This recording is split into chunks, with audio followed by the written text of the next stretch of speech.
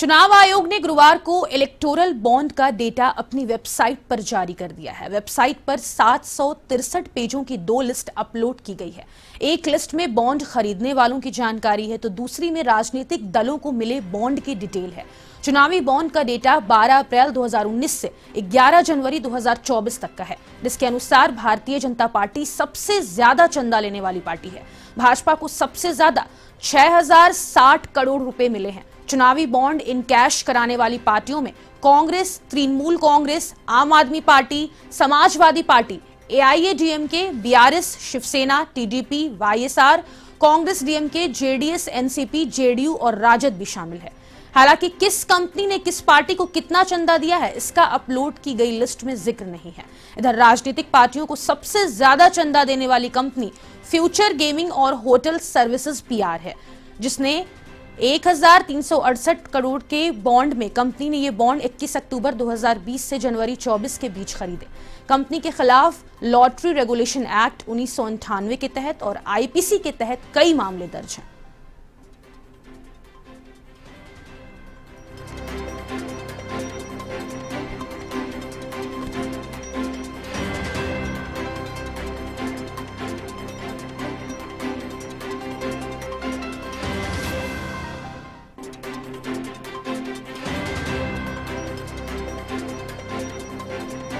भाजपा को सबसे ज्यादा 6060 करोड़ रुपए फंड मिला है। इसी ने इलेक्टोरल बॉन्ड से जुड़ा डेटा वेबसाइट पर अपलोड कर दिया है। 763 पेजों की दो लिस्ट की ये पूरा डेटा अपलोड हुआ है। भाजपा को सबसे ज्यादा 6060 करोड़ रुपए का चंदा मिला है। इलेक्शन कमीशन ने इलेक्टोरल बॉन्ड से जुड़ा डेटा वेबसाइट पर अपलोड कर दिया है।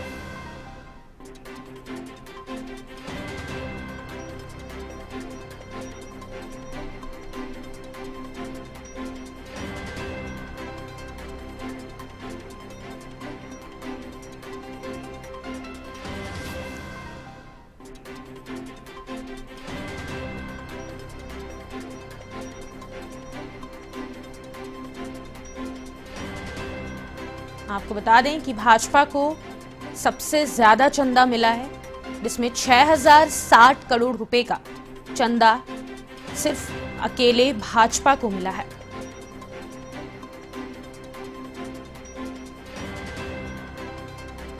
कांग्रेस पार्टी, तृणमूल कांग्रेस, जेडीयू, बीआरएस, इन सभी पार्टियों का भी जिक्र है।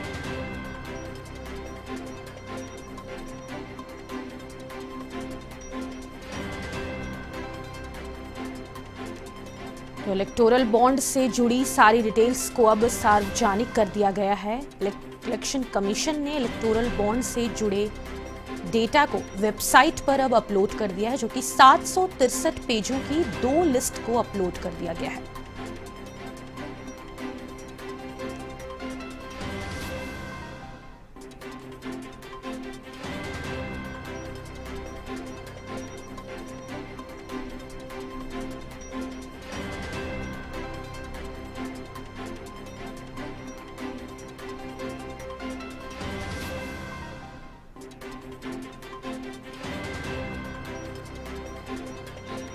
वेबसाइट पर 763 पेजों की दो लिस्ट अपलोड कर दी गई है, जिसमें इलेक्टोरल बॉन्ड से जुड़े सभी डिटेल्स शामिल हैं। किस पार्टी को कितना चंदा दिया गया, सारी डिटेल्स इसमें शामिल की गई है।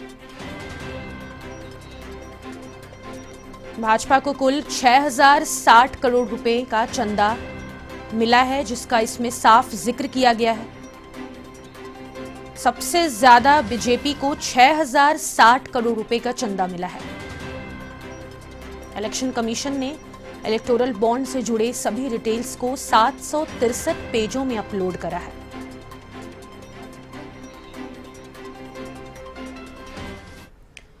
ज्यादा जानकारी के लिए वरिष्ठ सहयोगी दुर्गेश एन भटनागर का रुख कर लेते हैं। दुर्गेश, इलेक्टोरल बॉन्ड से जुड़ी सभी डिटेल्स को इलेक्शन कमीशन ने अब सार्वजनिक कर दिया है, जिसमें बीजेपी को सबसे ज्यादा 6060 करोड़ रुपए का चंदा दिया गया है।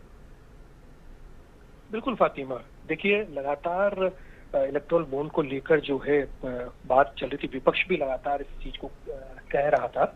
और उसके बाद जब सुप्रीम कोर्ट ने इस पूरे मसले को लेकर इनिशिएटिव लिया, तो उसके बाद लगातार जो एसबीआई है, सबसे बड़ा बैंक है देश का, उससे मांगी गई थी रिपोर्ट, लेकिन वो लगातार कह रहा था, टाइम मांग रहा था। लेकिन इस बार जो है सुप्रीम कोर्ट ने तल्खी दिखाते हुए तुरंत प्रभाव से जो है वो सारा डेटा जो है वो सबमिट करने को, सुप्रीम कोर्ट में सबमिट करने को कहा था। और उसके बाद ये जो है सार्वजनिक तौर पर पब्लिक डोमेन में ये पूरा चीजें आ गई है। और देखिए, सबसे बड़ी पार्टी है देश की भी और एशिया की सबसे बड़ी पार्टी भारतीय जनता पार्टी है। और भारतीय जनता पार्टी की अगर हम बात करें तो ये जो है व्यापारियों की पार्टी मानी जाती है। तो ऐसे में बहुत ज्यादा जो चंदा इसको मिला है, उसके पीछे का रीजन यही है क्योंकि इंडस्ट्रियलिस्ट जितने भी हैं वो ज्यादातर बीजेपी से जुड़े हुए हैं और यही एक बड़ा कारण है। और उसके साथ साथ क्योंकि सत्ता में लगातार है, पिछले 10 सालों से हैं, तो ऐसे में जो डेटाज भाजपा के आ रहे हैं, क्योंकि सबसे ज्यादा जो सत्ता में होती है उसी को जो है ज्यादा वो मिलता है।